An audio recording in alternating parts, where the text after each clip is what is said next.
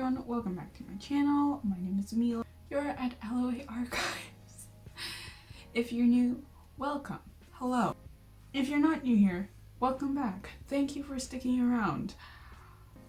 My upload schedule is all over the place, so stick with me a little bit longer and then I'll get back, I promise. Today we're doing a video, as you can tell by the title, of all the existing, upcoming, and announced books under the Rick Riordan imprint. First question you probably have is, what is the r.r. Presents imprint? So if I'm looking down, I'm looking at my laptop and it's charging. The Rick Riordan Presents is an imprint under Disney Hyperion, which is where all of Rick Riordan's books are now published, like Percy Jackson, Heroes of Olympus. All of his books are published under Disney Hyperion, and Rick Riordan's Presents is an imprint under Disney Hyperion. So it's basically Rick Riordan's answer to the million-dollar question, when are you going to write, or will you write, books about other mythologies that are not Greek, Roman, Egyptian, or Norse?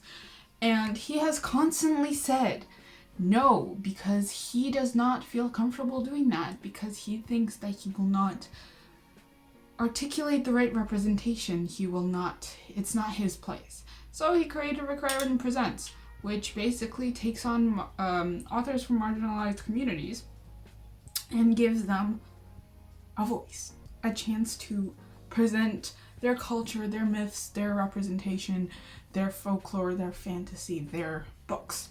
So there are series, as well as standalones, and it's mainly dabbling in the fantasy genre, as it obviously is, but there is a sci-fi, like a science fiction book, duology, which I will talk about in a bit, and it used to only be middle grade, but this year they published the first YA book, so now it is middle grade and YA. So without further ado, let's get into the books. So how many books are there? There are 26 published books so far that range from fantasy, science fiction, and middle grade to YA. The biggest series is 5 books. Some are standalones. So here is a rundown of the books published as of December of 2022. And I will give the title, the author, how many books there are, the age range, whether it's middle grade or YA, as well. Yeah, that's it for the first bit. So the first one we have is the Pandava Quintet, or the Arusha series by Rashani Chokshi. This is 5 books, quintet. I think it was called the Pandava Quartet, but then they added a 5th book. Anyways, this is middle grade, Hindu mythology, Indian rep. Yeah, that's basically it. The next one is the Stormrunner trilogy by J.C. Cervantes. This is Mayan mythology, and it's middle grade. Cool. Sal and Gabi Break the Universe duology by Carlos Hernandez. This is a science fiction book. It's 2 books, and it doesn't have mythology because it's sci-fi, but it does have Cuban representation.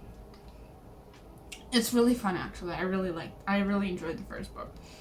The next one we have is the Tristan Strong trilogy by Kwame Mbalia. I hope I said that right.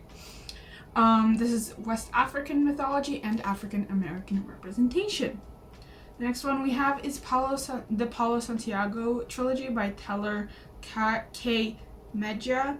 Hope I said that right. This is Mexican mythology, and I think it's also Mexican rep. So there you go. It's a trilogy. Pahua and the Soul Stealer by Lori M. Lee. This is Hmong rep and Southeast Asian mythology. And then you have Race to the Sun by Rebecca Roanhorse. This is a standalone. This has Navajo rep and mythology. This is the same Rebecca Roanhorse that wrote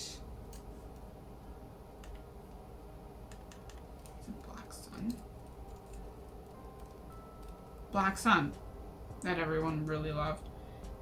and Fever started. Everyone did not like as much. So that one's also middle grade.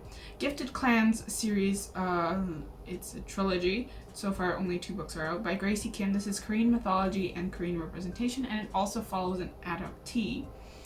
So the main character is adopted and she goes through these trials and tribulations. Basically, that's all I can really say. Lord of the Night by J.C. Cervantes. This is a sort of spin-off of the Stormrunner following another character, and this is Mesoamerican mythology. Outlaw Saints by Daniel Jose Older. This is urban fantasy with magic. It didn't really give me the representation. I don't know what the representation is, because I don't remember what it was. But anyways, and this is the first YA series. Book 1 was published in May of this year, if I recall correctly. Yes, it's a duology. Serwa Boateng's Guide to Vampire Hunting by Roseanne A. Brown. This is Ghanaian. Ghanaian. We're gonna stick with that. Rep and folklore. And then we have City of the Plague God. This is also middle grade. City of the Plague God by Sarwa Chada. This is Iraqi rep and Mesopotamian mythology, including Gilgamesh. We love our boy Gilgamesh. And that is also middle grade.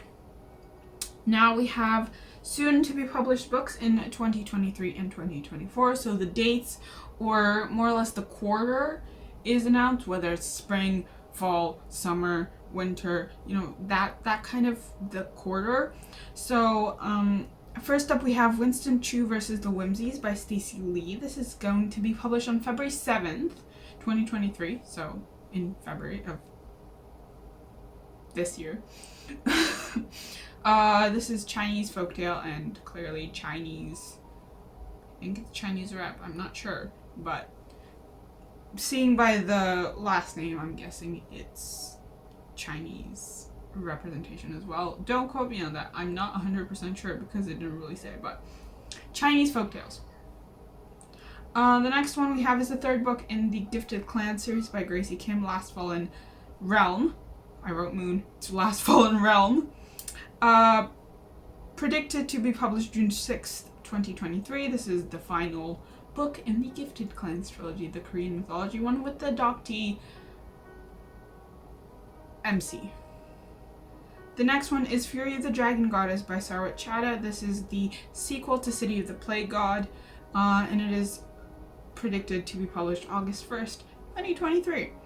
That one, I'm actually not 100% sure if it is going to be published August 1st, because in the Publishers Weekly acquisition screenshot, it just says fall 2023, but when you search it up on Barnes & Nobles, it says August 1st, and August is in the fall quarter, so take that with a grain of salt. These might change. I will do an updated video if they change.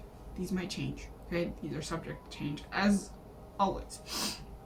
And then the last one we have that is soon to be published in 2023, Serwa Boateng's Guide to Witchcraft and Mayhem, which is the second book to Serwa Boateng's Guide to Vampire Hunting. It is predicted to be published on September 12th, 2023. And now there's a couple where we don't know the exact pub date. It's the quarter. So we have The Spirit Mirror by Roshani Chokshi. This is a standalone. This is Filipino mythology, middle grade, and it's predicted to be published in fall 2023. We have Pahua and the Dragon's Secret. This is the sequel to Pahua and the Soul Stealer, although it hasn't been officially announced. That one hasn't been officially announced. I did find it on the Wikipedia page, so take that with a grain of salt. It's predicted to be published in fall 2023. And then we have Moko Magic by Tracy Baptiste, which is Caribbean mythology and representation, middle grade, and it's predicted to be published on fall of 2023. This one is actually officially announced, but we don't really have much else besides the title and the fact I think it's a duology. and the mythology and rep. That's all we really have. 2024 announced books. We have no pub date. We have no covers. Just the acquisition screenshots. So, first, we have A Drop of Venom by Sajni Patel. Spring 2024, that's when it's predicted to be published. I feel like I'm not using the right word for this, but you get what I mean, right? This is Indian lore, Medusa inspired. The whole monster thing with Medusa, that's, you know, someone gets sent to kill the monster. What does it mean to be a monster kind of vibe? And it is also YA. And then we have an untitled YA horror duology by Judy I. Lin, who's the author of what's the T book? The T book. Judy I. Lin is the author of the T duology, A Magic Steep in Poison. This is pulling from the darkest. It says that it's pulling from the darkest corners of Taiwanese folklore and urban legends, and it follows this Taiwanese Canadian kid, teenager, who has to save the planet, as they usually do. Anyways, that's the gist of it. They have to save something. I don't remember what it was, but yeah. So that is the end to this video. I hope you enjoyed this video. I hope you have some idea. I hope you, if you were unsure what to gift to your middle grader, to your Percy Jackson loving middle grader, child, student, brother, friend, whatever, sister, cousin, nephew, niece, whatever, feel free to use this video as a guide. I hope I didn't talk too fast, because I do tend to talk fast sometimes. I hope you enjoyed this video. Do check out all the links down below. I will post everything I can about the books, including buy links and stuff like that. Do check out my socials. Follow me on Instagram. Subscribe, like, comment. Let me know which one you are the most excited for. I think I'm quite excited for Winston Chu versus this Whimsies, because it sounds really fun. I know I didn't really do detailed synopses, but everything will be down below. Do check it out. You don't really need to know much beyond the mythology and the representation, because I feel like having a sense of mysteriousness, I guess, sort of not knowing the plot is a fun way to discover, I don't know, your favorite books. So, and I'm very excited for A Drop of Venom. I'm not a huge fan of, there's something about Medusa retellings that just don't click with me, but I'm excited to see how this one goes. So, yeah, I will see you guys in the next one. Happy reading! I hope the lighting isn't weird. I'll fix it anyways. So, I'm gonna have to say this again for the third time because my storage ran out. Okay.